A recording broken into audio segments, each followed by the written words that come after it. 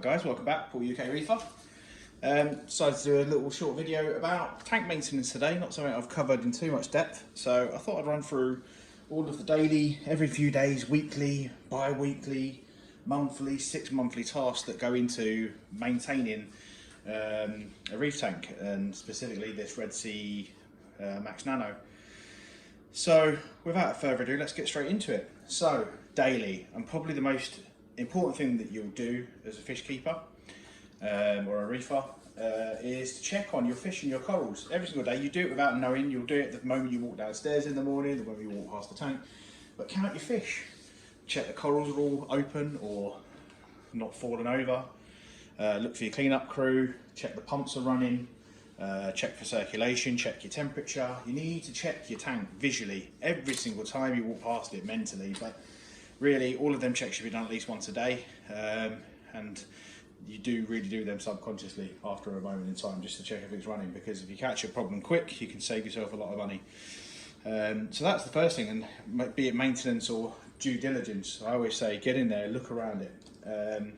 The next thing that you've got to do quite often in fish tanks, depending on your nutrient levels and the strength of your light, is maintain your glass. Now my son will put handprints all over the front of it. Might be some splashes of salt water if I've been messing around in the tank, or on the inside of the glass, algae film will eventually start to build up. Some people are quite lucky if they keep the nutrients low. It's not as often as daily, but it can be every few days. But just for the sake of this, we'd always do that. So I do that using a flipper nano scraper. So this can be used as a glass scraper like so, or flipped around to a foam side. But generally, they call them a flipper, but you end up just using the glass side anyway, the razor side to clean the glass. So I'll do that. I'll get some paper towel and some water only, wipe around the outside, make sure you put in no chemicals in the tank, and then scrub the glass off and make sure. The whole point of this tank is you can see into it. You shouldn't have glass that looks dirty. You want to be able to see your aquarium. That's the whole point of having one, to really enjoy it. So make sure you do that. We're just moving on to every few days now. The way I run the filtration on this is that I run a bit of filter stock. So I put a little square of, not sock, sorry, a filter floss like so, in the back chamber, the back left chamber, rather than a sock, because I don't like cleaning the socks out. So there's a little space for that. So every few days I'll pull the old floss out and change that. And yes, it's a little bit intensive. People don't like to want to do stuff like that every few days, but it keeps the water crystal clear. So the tank is absolutely gin clear if you do that. But obviously you've got to watch out for your nutrient levels, because it can strip them out, because it's so good and so effective. So that's what I do every few days. Make sure that I'll check the RO container that's got fresh water in it down below, to make sure that the tank can top up itself. And then I'll check the skimmer chamber as well, for it overflowing or for it needing a clean out. And if the water in the skimmer chamber is reasonably high, that will come out and I'll clean that out.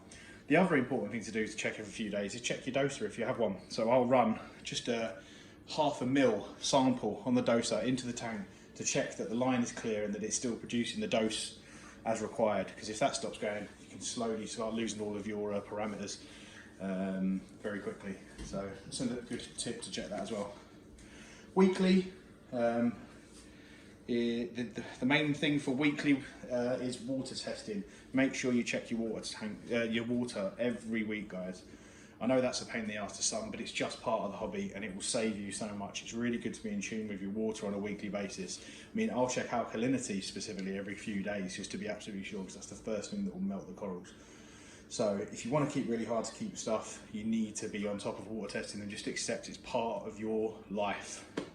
Every week I will check salinity, temperature, alkalinity, magnesium, calcium, nitrate, phosphate and iodine, and then dose accordingly. Hopefully though, they'll all be kept in check by doing that. The other thing you might do is weekly is clean the back of the glass, which is black in fact.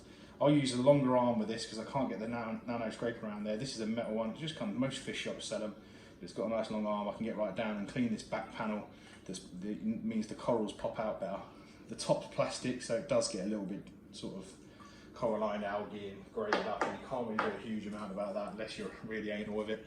But the back glass, as you can see, the corals pop if this part of the glass under here is all nice and clean.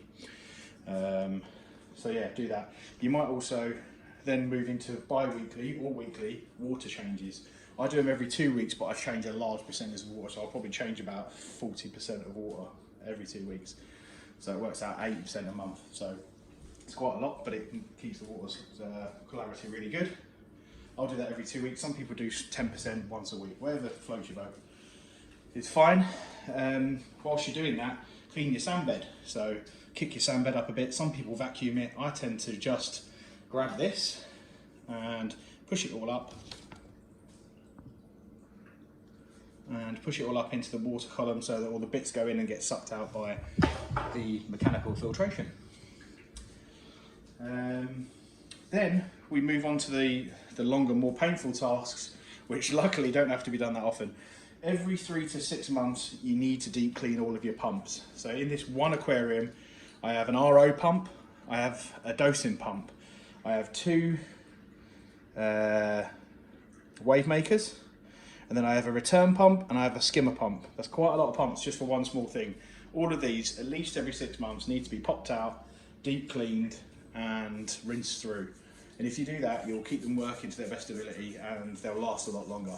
It is a bit of a painful task, but if you just know that once every 6 months, you're gonna have a whole day of rubbish, you can work it that way. Or every month you can just pick one to do over a cycle of 6 months. So it's really up to you how you do it. I don't really mind doing it. It's just part of, again, I've just adapted to the fact that it's just an accepted need within the hobby.